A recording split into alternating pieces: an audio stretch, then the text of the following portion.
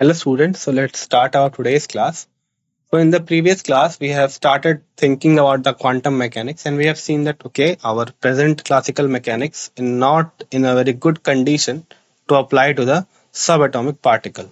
So there is a kind of uncertainty, okay, that you were seen that there is a kind of uncertainty related to the particle position and momentum at the same time at this, and there is always a wave nature associated with the particle and particle nature associated with the wave. Means everything that is present around you has both wave and particle nature. So these are the two bases that form the overall quantum mechanics, right? So what we do here is we take the classic quantum mechanics in such a way that we talk more about probability rather than the stationary states or the fixed state. So according to Niels Bohr, he said that okay, electrons can be found at a fixed place or at a fixed orbit. But quantum mechanics says that okay, electrons can be found, it can be found or cannot be found, okay, at a fixed point. Means there is a probability of that, and that probability is associated with the wave function. So this wave function is for the wave nature, okay, that is coming from the wave nature of the particle, and this uncertainty is coming from the Heisenberg, which says that okay, we can only know the probability of finding the electron. Clear? Okay. Now, what is this wave function? So it was given by Schrodinger, who gave this wave function, and he won the Nobel Prize in 1933 for that. Okay, so he was the main founder of, can say he was the main man who accounted the dual behavior of matter. Okay, the dual behavior of matter, which he termed as which was termed as quantum mechanics. So what is the psi here, or the wave function? So wave function is basically the one which describes the state of an electron. Now what is the state? What do you mean by state of electron? State means what is the position from the center, what is the energy of that electron, right? And what is the density of the electron. So all of this are a total probabilistic theory. Okay, so it is based on probability. So we are not saying that okay, our electron will be present here and here only. We are saying that there is a probability of finding the electron at this part. Okay, now how can we know the energy and all?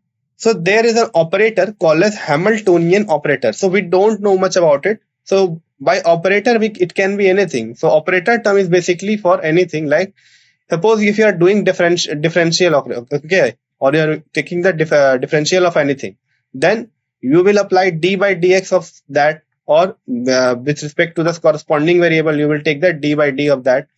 Now here d by dx or d by dy is what? It is the operator. So so it will give you the differential thing, okay, or if you have help you in differentiating that given equation. Similarly, similar to that, this Hamiltonian or H is a set of operator that will give you the energy of that particle whose wave function is given as psi. Clear? So suppose we have a wave function e to the power x. Simply I'm taking a very simple example. Suppose we have a wave function where psi is equals to e to the power x. Now I will ask that from where it is coming. So it is of course a wave, so the wave can be anything, right? So suppose it is an exponential wave that is emerging with, or you can say that is enhancing with time. Now if you just differentiate this equation, so suppose I'm applying a differential operator. Now that will differentiate and it will give you, if you differentiate with respect to d by dx, then you will get e to the power x back. Means you will get your wave function back.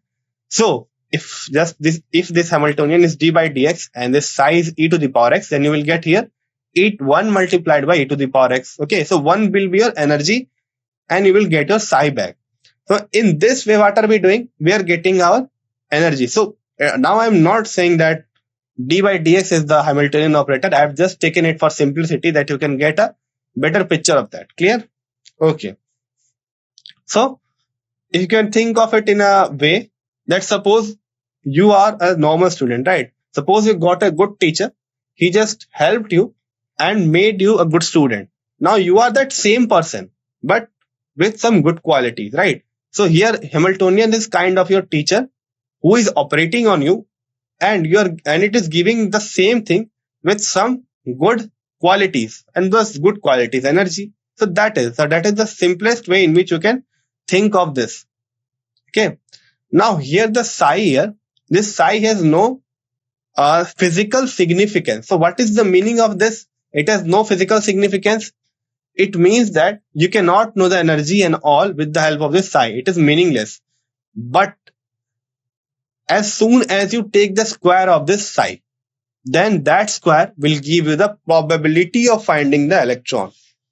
Okay, so this way, all these things may seem very abstract to you, but believe me that these things are very strange, or you can say very fantasizing to know. Clear? Okay. So here is your thing that is written, that Schrodinger wave. So this is called a Schrodinger wave equation. So what does it give?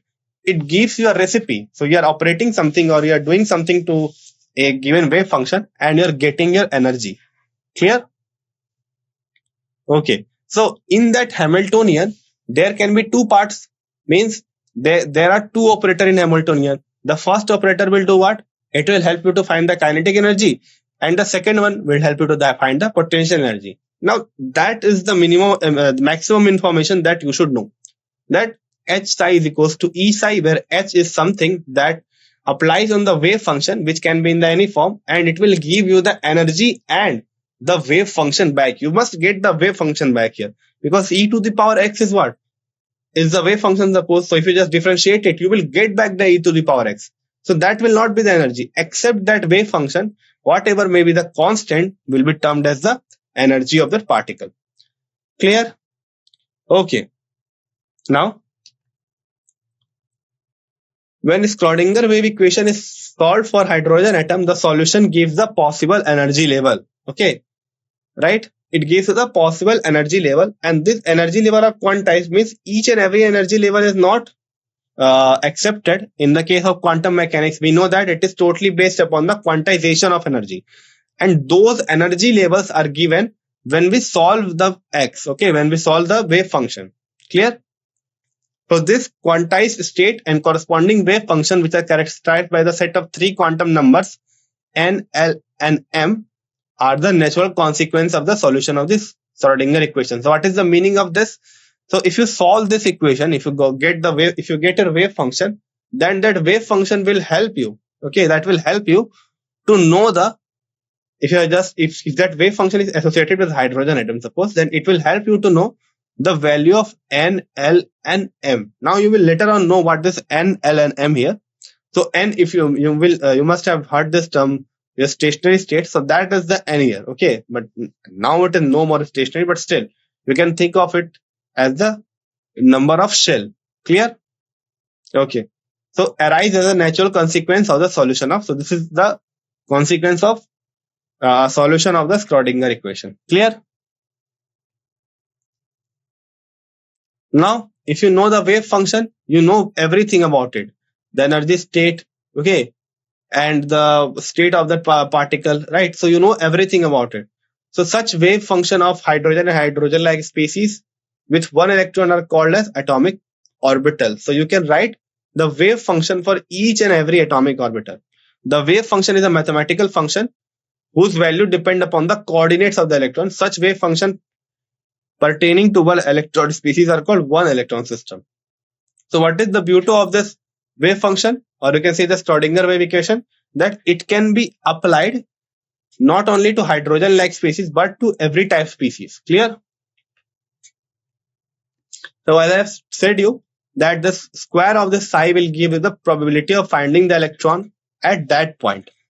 Now, the quantum mechanic result of the hydrogen atom successfully predict all aspects of hydrogen atom spectrum, including some phenomena that cannot be explained by Bohr model. So each and every phenomena, like splitting of atomic orbital, why it was happening. So you can, splitting of the shells, why it was happening, why was the subshell more getting splitted. So all of this are totally explained with the help of the solution of the wave function for the hydrogen atom. Clear? But if you apply the Schrodinger wave equation to multi-electron particle, then it becomes very much complicated. And for that, we apply many approximation method. So approximation method means we approximate many things, and then we get an idea about that multi-electron system. Clear? Okay. Now, these calculations are very complex, and they are done with the help of modern computers. Okay. Clear? Now, it shows that the orbitals in atoms other than hydrogen do not differ in any radical way. Means, what does it mean, radical way? So if you compare the atomic orbital of the hydrogen and any other multi-electron system, then they are not very much far apart, or there is not that much difference between them. So that thing is written in this way, that they do not differ in radical way. Radical means opposite way or very randomized way. They are closely related to each other. So whether you talk about the multi-electron system or you talk about the single electron system, the wave function related to the atomic orbital are almost equivalent. Now the principal difference only lies in the increased nuclear charge, because we have more electrons. So there are only one change, that is increased nuclear charge, and because of this, the orbital are somewhat contracted. So this is a very, very important point, that it maintains the shape. The atomic orbital have the same shape now also, but it will get contracted because of the greater nuclear charge. Clear? Now, the energy of an electron. Now let us talk about the key factors about the quantum mechanic model. First of all, the energy of the electron is quantized, means electrons are available, or say allowed, in those states only which are of suitable energy. Next is the probability of finding of electron is given by psi square, and atomic orbital can be defined with the help of wave function. Clear? And quantized energy levels are allowed solution of the Schrodinger wave equation. So as I have told, so it is some allowed energy state where the electrons are allowed. Okay, and those allowed solutions are found with the help of Schrodinger wave equation. Clear? Now, a large number of orbitals are possible in a quantum. Qualitatively, these orbitals can be distinguished by their size, shape and orientation. Means different orbital will have different shapes, and plus they will have different orientation, and hence they will have different energy due to different shape and different orientation, right? Now the orbital of smaller size means there is more chance of finding the electron near the nucleus. So if you have a smaller atomic orbital, then it is more chance that the electron can be present inside a nucleus. So it is you can think of it in this way. So if you have a room, suppose, and it is a large room, and suppose you are keeping a cat in that room, clear? And at the same time you put a table in that room. Now suppose if your room is large, okay, if your room is large, then there is a probability that your cat can be very far from the table. But suppose you take a very small room in which its movement is restricted, then there is more chance that your cat would be near your table. So in that way only. So if you're taking a small atomic orbital, so atomic orbital is the only place where the probability of finding the electron is max. So it is more probably that your electron will be found near the nucleus, because your atomic orbital are of your smaller size. Now similar shape and orientation mean that there is more probability of finding the electron along certain direction. Clear? So the shape is basically defining, it is not the shape of the atomic orbital. It doesn't mean that there is a physical body like orbital. It is just a plot of the electrons. Okay, it is just a plot of the electron that is drawn in the shape of a orbital. Clear? So this is a very crucial thing to understand, that the shape that we will talk about are not the actual shape of a physical thing, but in place of that, it is just that the diagram represents the probability of finding the electron along that diagram is more, on the surface is more. Clear? Now, atomic orbital are distinguished with the help of quantum number. Clear? So each orbital is designated different quantum number, that is n, l and ml. Okay, there are actually 4 quantum number, but the orbital can be defined with the help of these 3 only. We don't need the 4th one, that is for electron. So first we'll talk about the principal quantum number. So what is principal quantum number? So it is the shell number basically. Okay, you must have seen the shell number 1, 2, 3, n is equals to 1, 2, 3. That same thing is written here. Okay. Clear? Now, for an hydrogen atom and hydrogen-like species, energy and size of the orbital depends upon the n value. It is very clear. Now, it is very important that a principal quantum number will determine the shape of the shape of the orbital. So, what shape it will be? Okay, and sorry, what the size it will? What is the size of the orbital? So, if you have an orbital, suppose that its shape will be defined by the Azimuthal quantum number later on, but the size that suppose it is a circle. Now, suppose your orbital is a circle, but how much large that circle will be, it will be decided by the principal quantum number. Clear? Okay. So its value can be n is equals to 1, 2, 3, 4, which corresponds to k, l, m, and n. Clear?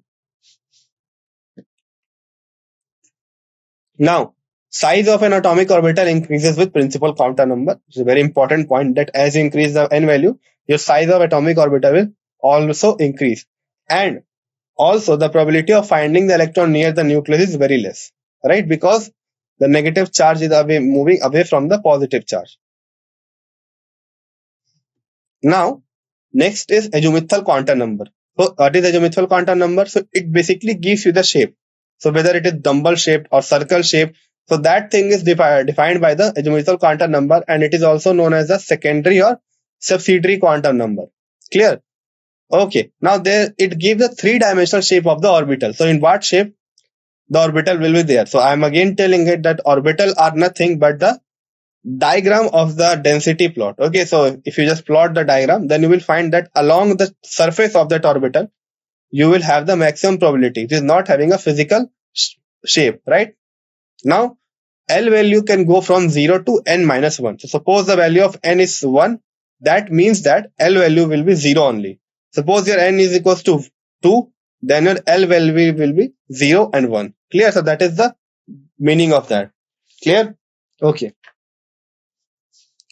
Now, each shell can consist of one or more subshells. Again, they will contain one or more subshells. And the number of subshells is equal to the number of n. So whatever will be the number of n will be the equal number of subshells.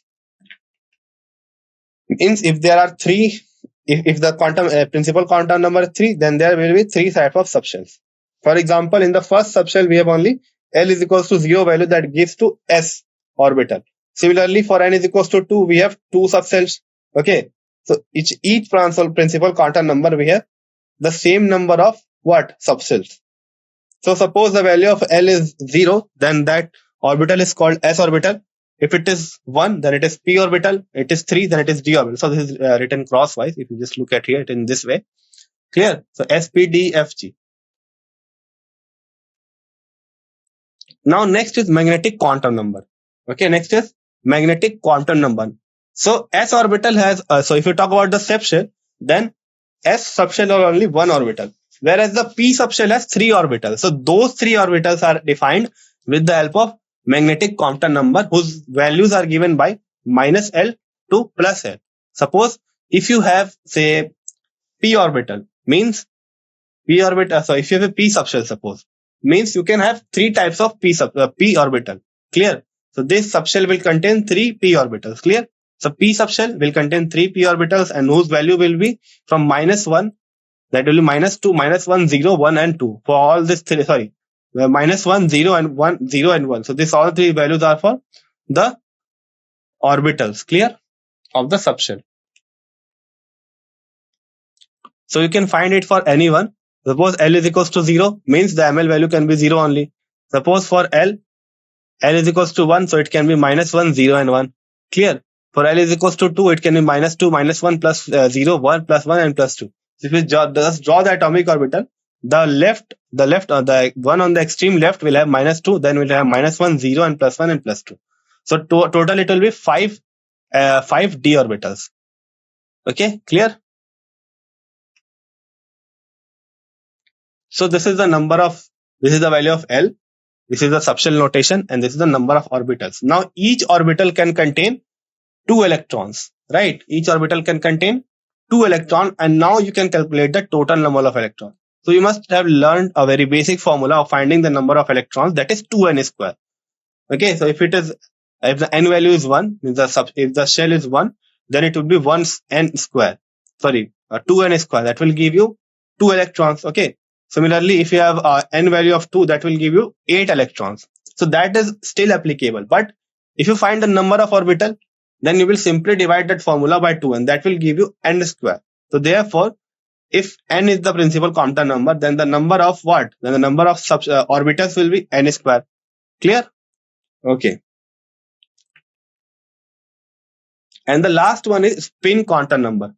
So what is spin quantum number? So we know that now one orbital can contain 2 electrons, and those 2 electrons can either be in the same spin or in the opposite spin. Now, one very important thing here, spin doesn't mean that the electron is revolving. So this should be always in your mind, that if I say that this is the spin quantum number, then it is not saying that the electron is revolving. Now, what it is beyond the scope of the book, actual thing, but I am giving you the right perspective that, okay, it does not mean of that a spin quantum number, if it is saying that it is having a plus half rotation, so it doesn't mean that it is rotating actually. That is a very different thing. Okay. So that spin quantum number is totally a different thing. Now this fourth quantum number was introduced by George Uhlenbeck and Samuel Goudsmit, right? And the electron spins around its own axis much in a similar way the Earth spin. But later on, this thing was busted, right? So this theory that is written here is totally busted. Clear? But instead of that, it has an intrinsic spin angular momentum quantum number. So this is something that is intrinsic to that electron, and it is not something that is physical. Okay, so it is the same way. If I say that, okay, you are a good person or you are a bad person, so you don't have to demonstrate it by rotating or doing like stuff like anything. You're simply good or simply bad. So that is the thing.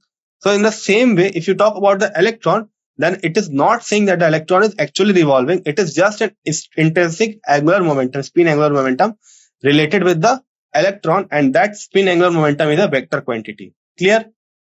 Okay. Now these two orientation are plus one, plus half and minus half.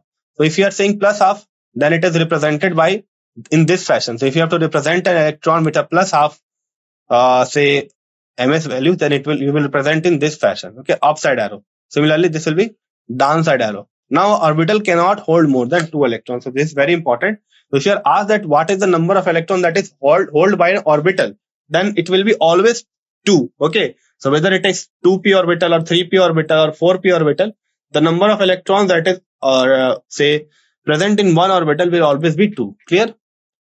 So this is the summary of the quantum number. Okay. So n defines the shell and L defines the subshell. Okay, L defines the subshell, and we can have n number of subshells for a given nth shell. And if you talk about the number of orbitals, then it is 2l plus 1. Okay, it is 2l plus 1. Means the m value can go from minus l to plus l. And the ml, so this is the ml value. And last we have the ms value that give you the spin or the rotation of the electron. Intrinsic spin angular momentum of an electron. Okay, clear? So this was for today's lecture. So with this, we have completed the quantum number. Next, we'll move to the shape of these atomic orbitals. Clear? Okay, thank you.